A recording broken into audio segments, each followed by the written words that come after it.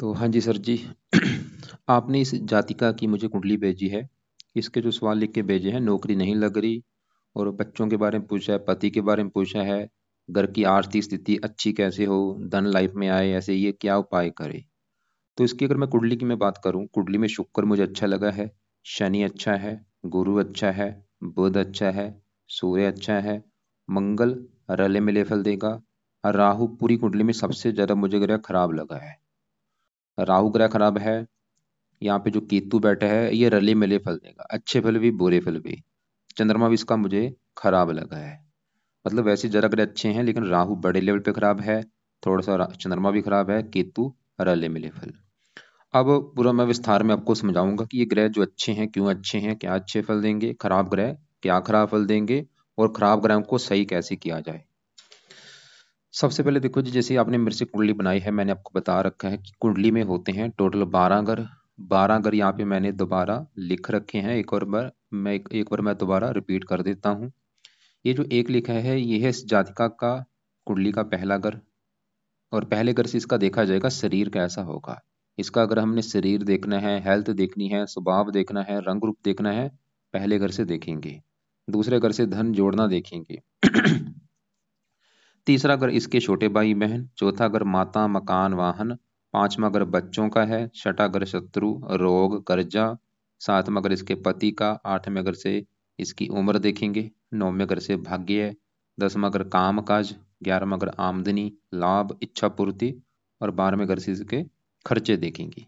हमने मतलब जो कुछ देखना है हमें वो घर देखना है और घर का मालिक देखना है। जैसे कि मान लो हमने इसके बड़े भाई बहनों के बारे में जानना है। कुंडली में 11वां घर बड़े भाई बहनों का होता है और 11वें घर में नंबर लिख रखा है एक, एक है मेष राशि, मालक बना मंगल। तो बड़े भाई बहनों के लिए मंगल को देखना पड़ेगा। तो ऐसे ही जो भी कुछ देखना है वो घर देखना है, घर का मालिक देखना है। अब देखो जी, 9 ग्रह जो है इनका असर हमारे जीवन के ऊपर हमेशा रहता है, लेकिन इनका असर बढ़ जाता है दशा में। और अभी इसके ऊपर जो दशा चली है, बड़ी एक महादशा होती है, वो तो चली हुई है गुरु ग्रह की, जो कि 17 में चली थी, 33 में खत्म होगी। तो इसके ऊपर सबसे बड़ा अभी जो असर है वो है गुरु ग्रह का। और गुरु का आप समझ लो असर है 80%, और बाकी बचा 20% असर है केतु का, जिसकी चली है अंतरदशा। ये चौथा महीना 24 से चली है और तीसरा महीना 25 में खत्म होगी। और एक इसके ऊपर है शनि की साढ़े का असर। और साढ़े इसके ऊपर देखो जी, इसके ऊपर ये पिछले 7 साल ही हो चुके हैं। ये अभी खत्म होगी, मार्च में खत्म होगी, मार्च 2025 में। तो पिछले 7 साल से पूरे 7 साल हो चुके हैं इसके ऊपर साढ़े चली हुई है। फिलहाल अभी 5-6 महीने में खत्म हो जाएगी, क्योंकि साढ़े होती है 7.5 साल की। तो मैं एक और अभी फिर अब देखो जी, मतलब इसके जीवन में जो कुछ हो रहा है अभी इस जाति का, ये जो ज्योति आपने लिख रखा है, इसके जीवन में लाइफ में जो कुछ हो रहा है, वैसे तो सभी 9 ग्रहों का असर है, लेकिन अभी खासकर ज्यादा असर है इस गुरु ग्रह का, बड़ा असर है, थोड़ा सा केतु का भी असर है, और बाकी साढ़े का भी असर है। पहले मैं साढ़े की बात करूं, देखो जी साढ़े को समझना काफी मुश्किल है, क्योंकि साढ़े जो बंदे के कर्म होते हैं वो कर्मों के हिसाब से उसको फल देती है। अभी ये जो जातिका है, अब मुझे नहीं पता इसके, देखो जी कर्म अच्छे कर रही है लाइफ में या बुरे कर रही है। अगर तो कर्म अच्छे करती आ रही है बचपन से, अच्छे कर्म मतलब ये पाठ पूजा करती आ रही है, लोगों की हेल्प करती आ रही है, कभी इसने बेईमानी नहीं की, कभी किसी की निंदा आलोचना नहीं की, तो फिर तो इसकी साढ़े अच्छी जाएगी। लेकिन अगर ये बुरे कर्म करती आ रही है, पूरा दिन अपनी मतलब बुरे कर्म करती है, बेईमानी करती है, लोगों का हक मारती है, गलत कर्म करती है, तो साढ़े में बुरा ही बुरा होता है। तो मेरा कहने का मतलब ये है कि साढ़े कर्मों के हिसाब से फल देती है। जो बंदा कर्म कर रहा है अच्छा बुरा कर्मों का उसको फल मिलता है, जैसा वो बीज बोता है वैसा उसको खाना पड़ता है। अब ये जाति का नोट कर ले, अगर तो इसको लग रहा है कि भाई पिछले 7 साल से इसकी लाइफ में बुरा ही बुरा हो रहा है, दिक्कतें आ रही हैं, परेशानी आ रही हैं, तो ये समझ ले इसकी साढ़े इसको बुरे फल दे रही है। लेकिन अगर इसको लग रहा है कि नहीं भाई पिछले 7 साल से लाइफ में अच्छा ही अच्छा हो रहा है, तो अच्छे फल दे रही है। कई बार क्या होता है, साढ़े अच्छी भी जाती है बुरी भी जाती है, रले मिले फल मिलते हैं। तो सीधी सी बात ये है कि देखो जी, कई बार हो सकता है इसकी जो अगर नौकरी नहीं लग रही वो कारण साढ़े हो, या और भी दिक्कतें आ रही हैं, वो कारण साढ़े हो सकती है। तो करना क्या है, अभी वैसे तो चलो साढ़े 6 महीने में खत्म हो जाएगी, 6 महीने में मतलब मार्च में खत्म होगी, मार्च 2025 में, वही 3-6 महीने पड़े हैं। तो अब अभी भी क्योंकि 6 महीने पड़े, तो करना क्या है। साढ़े देखो जी किसकी होती है, शनि की होती है। तो साढ़े से बचने के लिए पहला उपाय है ये जातिका शनि मंदिर जाना शुरू कर दे। हर शनिवार को शनि मंदिर जाना है और वहाँ पे प्रार्थना करके आनी है कि हे शनि देवता जी, मैं आपके मंदिर इसलिए आया हूँ क्योंकि आपकी चल रही मेरे ऊपर साड़स थी, और मेरे से जो भी गलतियाँ जाने या अनजाने में हो चुकी हैं उनकी मैं माफ़ी मांगती हूँ। प्लीज़ आपका बुरा फल मुझे ना मिले। तो ये एक ही उपाय कर ले, हर शनिवार को जाए मंदिर में, वहाँ पे पैसे का, तेल का दान नहीं करना, इसकी शनि की वस्तुओं का दान मत करे, क्योंकि शनि इसका वैसे कुंडली में प्लेसमेंट एक अलग होती है, वो अलग चीज़ है, जो प्लेसमेंट है वो अलग है, साढ़े अलग है। तो शनि के मंदिर में पैसे का माथा टेक सकती है, 50 रुपये का माथा टेक दे, और ये कम से कम 6 महीने तक ये उपाय करे कि हर शनिवार को मंदिर में जाए, वहाँ पे प्रार्थना करके आना है। अब देखो जी, क्योंकि बड़ी दशा इसकी चली हुई है गुरु की, और बड़ा से इसके ऊपर गुरु का है। सवाल है कि गुरु अच्छा है या बुरा है। अगर अच्छा गुरु निकला तो लाइफ में अच्छा करेगा, बुरा निकला वो बुरा करेगा। लेकिन इसके लिए अच्छी बात है, इसका गुरु बड़े लेवल पे अच्छा है। ये जो गुरु की महादशा चली है ये अच्छे फल देगा इसको। अभी आपको मैं बताऊंगा क्या अच्छे फल देगा। लेकिन इसके ऊपर जो छोटी दशा केतु की चली हुई है ये अच्छे फल नहीं देगा। इसके ऊपर केतु का भी असर है, थोड़ा असर है वैसे। और ये चौथा महीना 24 से चली है, वही पिछले 3-4 महीने हो चुके हैं। और केतु की दशा भी तीसरा महीना 25 में खत्म होगी। मतलब इसका जो केतु है ये मुझे खराब लगा है, लेकिन ऐसा मैं नहीं बोलूंगा कि केतु बिल्कुल खराब फल देगा। अच्छे फल भी देगा, लेकिन बुरे फल थोड़े से ज्यादा देगा। तो केतु की बात करते हैं, केतु क्या बुरे फल देगा। तो केतु इसका यहाँ पे बैठा है, देखो जी, 8वें घर में। और 8वें घर में केतु के साथ चंद्रमा बैठे, चंद्रमा केतु 8वें घर में बैठे हैं। सवाल है कि केतु मुझे खराब क्यों लगा है। उसका पहला कारण, केतु कुंडली में 8वें घर में बैठा है, खराब घर में, ऊपर से चंद्रमा के साथ बैठा है। इसे कहते हैं ग्रहण दोष। जब चंद्रमा केतु के साथ बैठते हैं ग्रहण दोष बनता है। और 8वें घर से क्या देखा जाता है, 8वां घर होता है आयु का, मृत्यु, मृत्यु कष्ट, लंबी बीमारी, दुर्घटना, गुप्त रोग। तो केतु, अभी जो केतु की दशा चली है पिछले 3-4 महीने हो चुके हैं, ज्यादा ही हो, चार चार पाँच, अभी 9वां महीना चल रहा है, वही देखो जी, 4-5-6 महीने हो चुके हैं। केतु इसको जो बुरे फल देगा, 8वें घर में बैठ के इसकी हेल्थ खराब करेगा ये, इसको हेल्थ को लेकर दिक्कतें देगा ये। और ये जातिका नोट कर भी लेगी कि जब से केतु की दशा चली है इसको हेल्थ को लेकर दिक्कतें आ रही होंगी। हेल्थ भी दो प्रकार की होती है, शारीरिक कष्ट, मानसिक कष्ट, दोनों कष्ट होंगे। खासकर मानसिक कष्ट इसको ज्यादा होगा, क्योंकि साथ में चंद्रमा होकर बैठा है, मानसिक कष्ट बहुत ज्यादा होता है। अजीब सा डर लगता है, भय लगता है, और शारीरिक कष्ट भी होगा। और यहाँ पे देखो जी, मैं यहाँ पे जैसे मैंने शास्त्रों में जितना पढ़ा है, जब भी चंद्रमा केतु 8वें घर में बैठते हैं, ये ऐसे लोगों के साथ ऑपरेशन जरूर होता है इनका। मतलब लाइफ में एक एक बार ऑपरेशन का योग बन सकता है, खासकर इनकी दशा में, चंद्रमा या केतु की दशा में। तो केतु मतलब इसका ऑपरेशन का योग भी बना सकता है। और इसके अलावा चंद्रमा केतु दुर्घटना भी कराते हैं, चोट वगैरह भी लगती है, एक्सीडेंट भी होता है।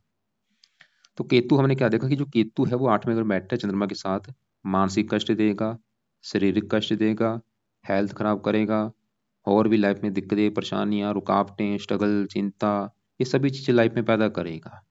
ये जो केतु की दशा है इसमें दिक्कतें परेशानियां आएंगी। अच्छे फल ये है कि चलो उम्र के लिए अच्छा है। 8वें घर में यहाँ पे शनि ग्रह बैठा है, मित्र राशि है फिर भी, तो उम्र चलो लंबी कर देगा। तो अब केतु का सवाल कि क्या किया जाए, क्या ऐसे उपाय करें कि ये दशा जो अभी अभी भी, क्योंकि देखो जी मार्च में खत्म होगी, ये भी अभी भी मतलब केतु की दशा 5-6 महीने की पड़ी है। तो केतु के उपाय बहुत जरूरी हैं जब तक ये दशा है। तो केतु का पहला उपाय जो इस जातका ने करना है वो है रात के समय केतु कवच का पाठ पढ़ना है। ये कवच का पाठ इसको बीमारियों से बचाएगा। दूसरा, केतु स्रोत का पाठ पढ़ना है। दोनों पाठ या तो पढ़ ले या इनकी ऑडियो लगा के सुन लिया करे। तीसरा है केतु का दान करे, जो कि है कुत्तों को रोटी डालना। तो 3 उपाय देखो जी करने हैं, कब तक, तीसरा महीना 2025 तक ये तीनों उपाय जातक ने करने हैं रात के समय। तो केतु कवच, केतु स्रोत दोनों पाठ पढ़ने हैं रात को या शाम को, या पढ़ ले या इनकी ऑडियो लगा के सुन ले। और केतु का दान रोजाना करना है, इससे केतु का बुरा फल नहीं मिलेगा। अब यहाँ पे देखो जी, ये जो चंद्रमा बैठा है, अब इसकी मैं बात करूँ, ये भी मुझे काफी खराब लगा है। अब इसको जैसे इसका देखो जी, पूरी कुंडली में जो सबसे ज्यादा ग्रह खराब है वो है राहु। पहले मैं राहु की बात करूंगा कि राहु मुझे क्यों खराब लगा है। और राहु की दशा में तो दिक्कतें बहुत ज्यादा बढ़ेंगी, और राहु की दशा इसकी निकल चुकी है, क्योंकि गुरु की दशा अभी चली 17 से, गुरु की चली है दशा 17 में और 33 में खत्म होगी। लेकिन गुरु की महादशा से पहले इसकी थी राहु की दशा, और वो 18 सालों से चली हुई थी। वो ये जातक का नोट कर भी लेगी कि वो समा तो इसका वैसे भी खराब गया होगा काफी। जैसे कि आपको मैं दिखा भी देता हूँ।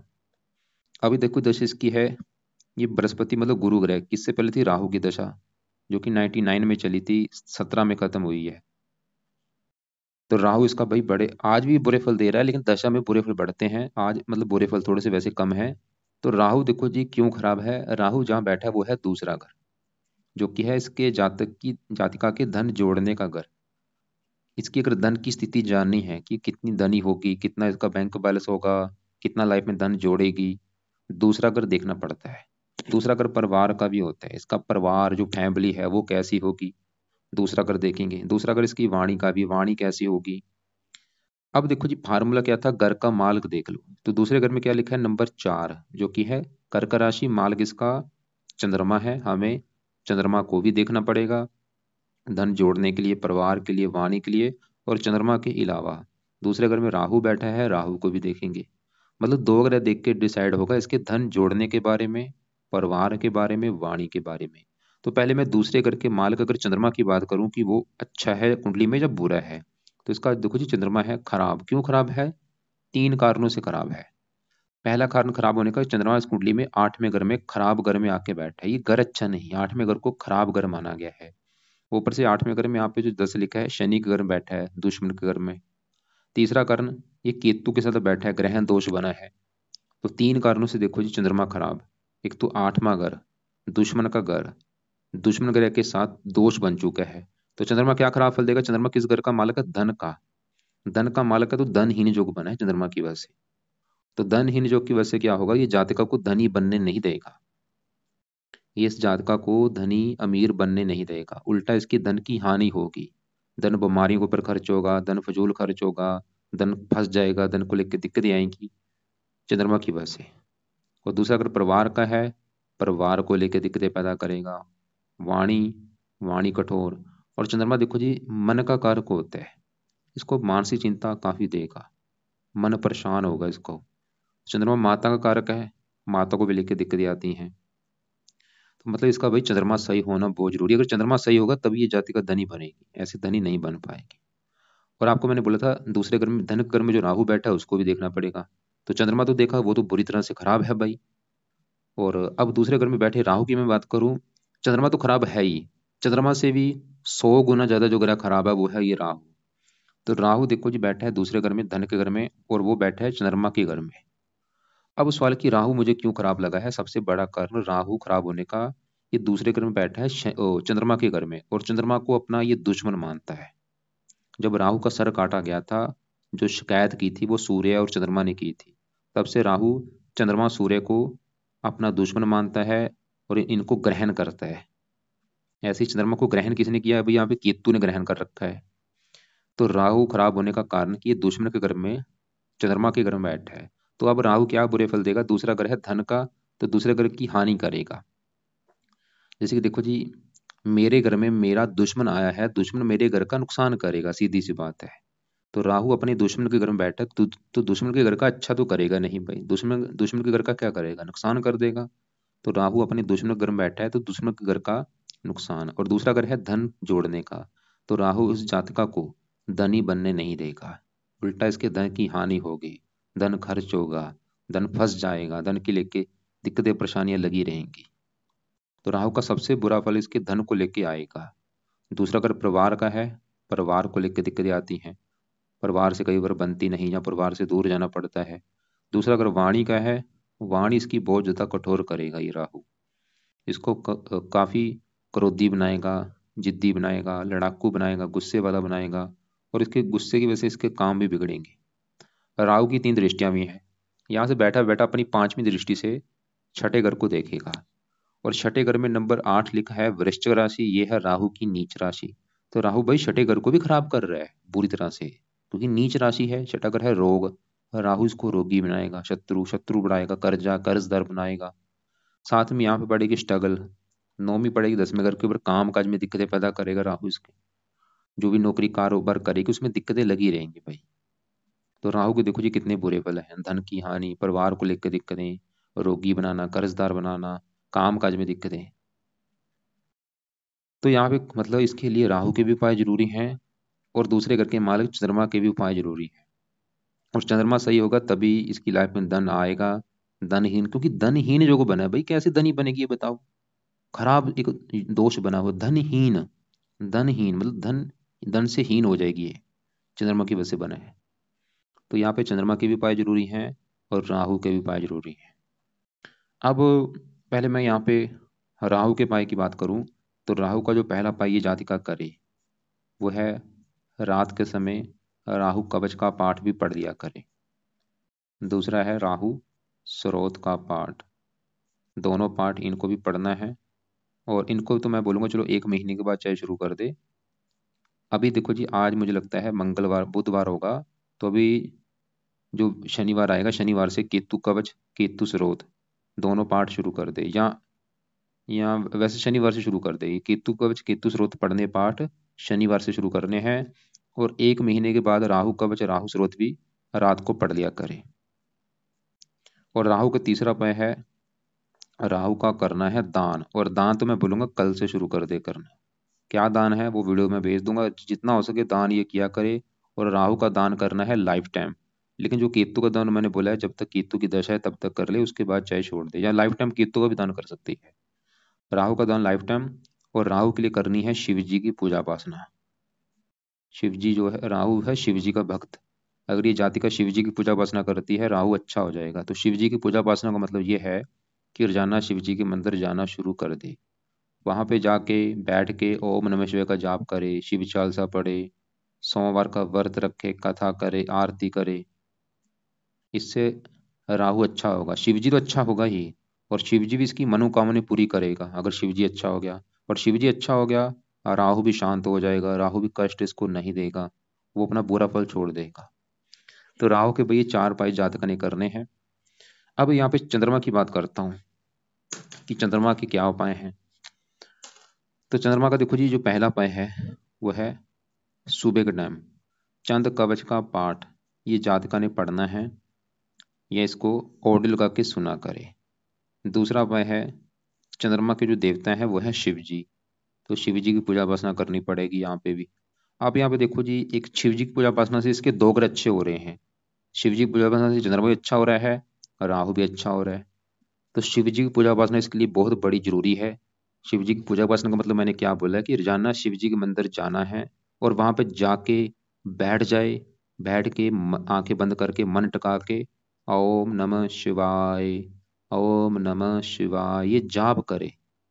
5 मिनट कर ले, 10 मिनट कर ले, सुबह शाम नहीं तो एक टाइम तो कम से कम जरूर जाना है। और हो सके हर सोमवार का व्रत रखा करे, कथा कर ले, आरती करे शिव जी की। तो ये है चंद्रमा के उपाय। तो अब देखो जी, हमने अब इसके आगे बढ़ते हैं, दूसरे ग्रहों की बात करते हैं।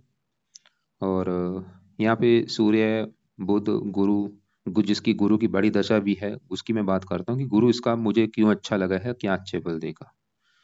गुरु देखो जी, इस कुंडली में है इस घर का मालिक 7वें घर का, जो कि इसके है पति का घर। अगर इस जातका का पति देखना है, 7वां घर देखना पड़ेगा। और 7वें घर में नंबर लिख रखा है 9 नंबर, जो कि है धनु राशि। मालिक इसका बना है गुरु। तो पति का सुख देखने के लिए हमें गुरु ग्रह को देखना पड़ेगा। और गुरु इस कुंडली के इस 10वें घर का भी मालिक है। 10वां घर है इसके काम काज का घर। ये जाति का काम काज कैसा होगा, नौकरी कारोबार जो करेगी, 10वां घर देखना पड़ेगा। 10वें घर में नंबर क्या लिखा है 12, जो कि है मीन राशि। मालक बना गुरु। तो गुरु से क्या देखा जाएगा, इसके पति के बारे में गुरु से देखा जाएगा, और काम काज के बारे में गुरु को देखा जाएगा। अगर गुरु अच्छा निकला तो इन 2 चीजों का सुख अच्छा है, गुरु खराब निकला 2 चीजों को लेके आएंगे दिक्कतें। अब गुरु इस वाले की अच्छा है जब बुरा है, तो गुरु इसका बड़े लेवल पे अच्छा है। कारण गुरु जहाँ बैठा है तीसरे घर में, वहां पे जो 5 लिखा है सूर्य घर में बैठा है। और इसके साथ सूर्य देखो बैठा भी है, बुध भी बैठा है, तीनों ग्रह मित्र हैं। मित्र तीनों ग्रह हैं, और एक अच्छे घर में बैठे हैं, तीसरे घर में मित्र के ही घर में बैठे हैं, किसी पापी ग्रह के साथ नहीं बैठे। अब गुरु की 5 यहाँ से बैठे बैठे गुरु की 5वीं दृष्टि अपने घर के ऊपर पड़ भी रही है, पति घर के ऊपर। तो गुरु तो ये दिखा रहे इसको पति का सुख अच्छा मिलेगा, पति के आने के बाद भी बल्कि इसका भाग्य साथ देगा। और गुरु इसके 10वें घर का भी मालक का, काम काज के घर का, इसको काम काज का सुख अच्छा मिलेगा। मतलब ये जो गुरु की दशा देखो जी चली है, गुरु की दशा में इसको काम काज का सुख अच्छा मिलेगा, गुरु ये दिखा रहा है। लेकिन आप बोल रहे हैं कि भाई नौकरी नहीं लग रही इसकी। तो मुझे देखो जी, ये नौकरी ना लगने वाला जो कारण है वो शनि की 7.5 हो सकती है। लेकिन गुरु तो ये भाई ये दिखा रहा है कि काम काज का सुख अच्छा है, काम काज हो गया, पति का सुख अच्छा है, वो ये दिखा रहा है गुरु। और बाकी देखो जी, गुरु और भी अच्छे फल देगा। साथ में पड़ेगी 9वें घर के ऊपर, भाग्यशाली बनाएगा, धार्मिक बनाएगा, आमदनी अच्छी, इच्छाएं पूरी कर देगा, क्योंकि 11वें घर को देख रहा है, आमदनी के लिए अच्छा है, लाभ देगा, इच्छाएं पूरी। लेकिन फिर भी मैं गुरु के इसको कुछ उपाय बताऊंगा, ताकि ये जो दशा है, क्योंकि दशा भी तो देखो जी 33 में खत्म होनी, बहुत साल पड़े हैं। गुरु के अगर ये कुछ उपाय करेगी, इसका जो अच्छा फल है वो और बढ़ेगा, अच्छे फल और 50 गुना बढ़ जाएंगे गुरु के उपाय करने से। तो गुरु का उपाय मैं बोलूंगा कि पहला उपाय है, सुबह के टाइम गुरु का जो मंत्र है वो करना है, जो कि है ओम ब्रह्म बृहस्पते नमः। ओम ब्रह्म बृहस्पते नमः, ये माला से कर ले, चाहे एक माला कर ले, दो कर ले, तीन कर ले, यह है इसकी मर्जी। दूसरा उपाय है गुरु कवच का पाठ, सुबह के टाइम पढ़ लिया करे या सुन लिया करे। तीसरा है गुरु स्रोत का पाठ।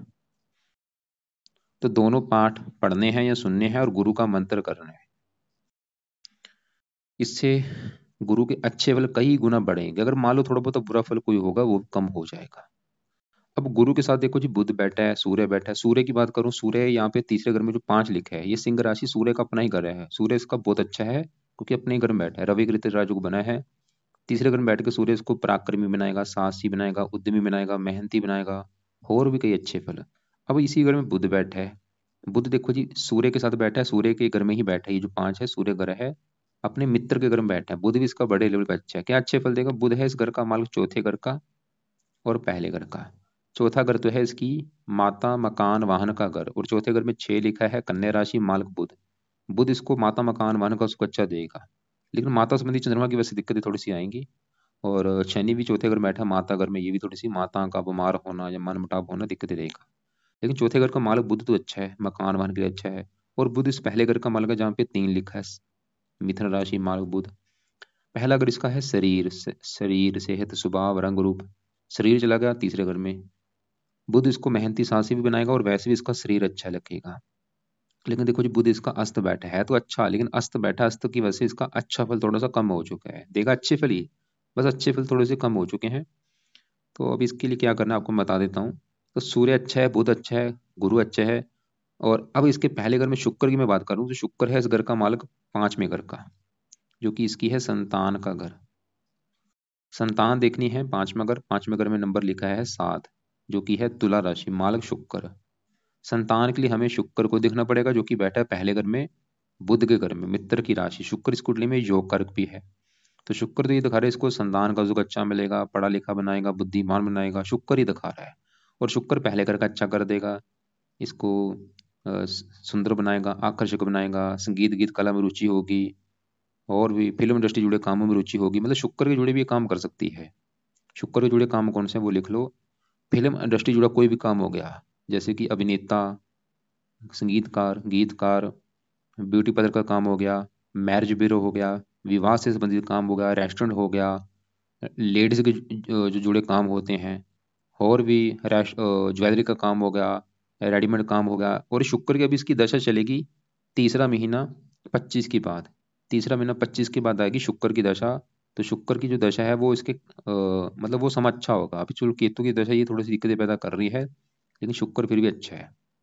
शुक्र संतान के लिए अच्छा है, पढ़ाई के लिए अच्छा है। लेकिन देखो जी 5वें घर में संतान घर में जो मंगल बैठा है, मंगल 5वें घर में शुक्र घर में बैठा है, मंगल इसको रले मिले फल देगा। मंगल थोड़ा संतान के लिए ये इसका गर्भपात करा सकता है। ये जातिका का मतलब संतान घर में बैठा गर्भपात होना, ऐसी दिक्कतें पैदा कर सकता है, या संतान का ऑपरेशन के द्वारा होना। वैसे पुत्र का योग लेके बैठा है मंगल। और मंगल इस 11वें घर का मालिक है, एक जहां लिखा रखा है 11वां घर है लाभ। लाभ चला गया संतान घर में, संतान होने के बाद इसको लाभ भी होगा, संतान होने के बाद इसकी इनकम भी बढ़ेगी। मंगल ये दिखा रहा है। लेकिन मंगल 6ठे घर का मालिक है रोग, रोग संतान, संतान को रोगी भी बना देगा ये। तो मंगल इतना मतलब इसको सिरे से नहीं लेना। बस हाँ, अगर ये जातका का गर्भपात हो रहा है तो ये इसके कुछ उपाय कर सकती है। और अगर लेकिन इस संतान हो चुकी है, अभी संतान नहीं लेनी चाहिए, इसके उपाय रहने थे। तो कुल मिला के हाँ, चौथे घर में शनि की मैं बात करता हूँ। शनि है 9वें घर का मालिक, जहाँ पे 11 लिखा है, कुंभ राशि मालिक शनि। चौथा 9वां घर भाग्य, भाग्य चला गया चौथे घर में। मतलब इसको भाग्यवंशी चौथे घर का सुख अच्छा मिलेगा, मकान वन का सुख अच्छा मिलेगा, मकान वाहन का सुख फिर भी मिल जाएगा। और 8वें घर का मालिक है उम्र के लिए अच्छा है। तो कुल मिला के कहने का मतलब ये है कि शुक्र अच्छा है, संतान के लिए अच्छा है, और भी अच्छे फल। बुध अच्छा है, मकान वाहन के लिए अच्छा है, शरीर अच्छा रखे, गुरुपति के लिए अच्छा है, काम काज के लिए अच्छा है। मंगल थोड़ा सा गर्भपात होना या संतान का बीमार होना या थोड़ा सा संतान से मनमुटाव होना, ऐसी दिक्कतें पैदा कर सकता है। बाकी राहु बड़े लेवल पे खराब है, धन की हानि करेगा, काम काज में दिक्कतें। चंद्रमा की वजह से धन ही नहीं योग बना है, धन को लेकर दिक्कतें आएंगी, और हेल्थ भी खराब होगी। केतु भी इसकी हेल्थ खराब करेगा। तो कुल मिला के जो उपाय उपाय किसके जरूरी हैं? राहु के, जो कि खराब है। चंद्रमा के उपाय जरूरी हैं ताकि वो सही हो। केतु के उपाय करने हैं जिसकी दशा भी चली हुई है। और गुरु के उपाय जरूरी है जिसकी दशा है। तो एक बार मैं दोबारा आपको बता देता हूँ क्या क्या उपाय मैंने बोले हैं। तो देखो जी, पहले सुबह के उपाय ये जातका लिख ले क्या करने। सुबह जब ये उठेगी, नहा धो के अपना बैठ जाए पूजा स्थान में, जो इसका पूजा स्थान है वहां पे बैठ जाए। जहाँ घर के आसपास कोई मंदिर है, मंदिर में चली जाए, वहां पे जाके गुरु का मंत्र कर ले माला से। ओम ब्रह्म बृहस्पति नमः, ओम ब्रह्म बृहस्पति नमः, ये एक दो माला, तीन माला जितना कर सकती है मंत्र जप कर ले। उसके बाद गुरु मतलब बृहस्पति कहते हैं, तो बृहस्पति कवच का पाठ और बृहस्पति स्रोत का पाठ, ये दोनों पाठ पढ़ने हैं। या तो इनको पढ़ लिया करे या इनकी ऑडियो लगा के सुना करे। इससे सबसे बड़ा फायदा ये होगा, गुरु इसके काम काज के घर का भी मालक है। गुरु से प्रार्थना करे कि गुरु देवता जी, मुझे नौकरी नहीं लग रही, मुझे नौकरी प्लीज लग जाए। तो ये पक्का कन्फर्म, अगर ये उपाय करेगी तो इसके नौकरी लगने के काफी योग हैं। तो गुरु के उपाय सुबह के टाइम करने हैं। बाकी इसको मैंने चंद चंद कवच का पाठ बोला, ये भी सुबह के टाइम करना है। और ये चंद कवच का पाठ चाहे घर पे कर ले, चाहे शिव जी के मंदिर में बैठ के कर ले। और शिव जी की पूजा उपासना इसकी जब भी इसका टाइम लगे, सुबह कर ले, दोपहर को कर ले, रात को कर ले। अब देखो जी, रात का जो समय होगा, रात के समय फिर केतु कवच, केतु स्रोत के पाठ को पढ़ना है या सुन लिया करे। कब तक ये पढ़ने हैं भाई केतु वाले पाठ? तीसरा महीना 25 तक। और राहु कवच, राहु स्रोत भी रात को पढ़ने हैं, लेकिन ये मैंने बोला है चाहे एक महीने के बाद इनको चाहे शुरू कर दे। ऐसा क्यों बोला है? पहले मतलब केतु को शुरू कर ले, बाद में एक महीने बाद ये शुरू कर लेगी। और केतु का दान तो मैं बोलूंगा कल से शुरू कर दे, राहु का भी दान कल से शुरू कर दे। इन दोनों के दान क्या है वो आपको मैं वीडियो लग से भेज दूंगा। और शनि मंदिर जाना है क्योंकि साढ़े साथी चली हुई है। शनि मंदिर कम से कम 6 महीने तक जाना है, और वहां पे जाके प्रार्थना करे कि आपकी जो साढ़े साथी उसका बुरा फल मुझे ना मिले। तो ये है देखो जी कुंडली का फलादेश। और आपको समझ आ चुका होगा कि मैं क्या आपको समझाया है। फिर भी अगर आपको लग रहा है कि कोई बात समझ नहीं लगी, कॉल करके मुझे पूछ लेना। बाकी देखो जी, नीले कपड़े ये जात का कम यूज करे, और वाइट कपड़े भी कम यूज करे। हरे कपड़े ज़्यादा पहन सकती है, पीले कपड़े पहन सकती है। और सूर्य को जल नहीं देना।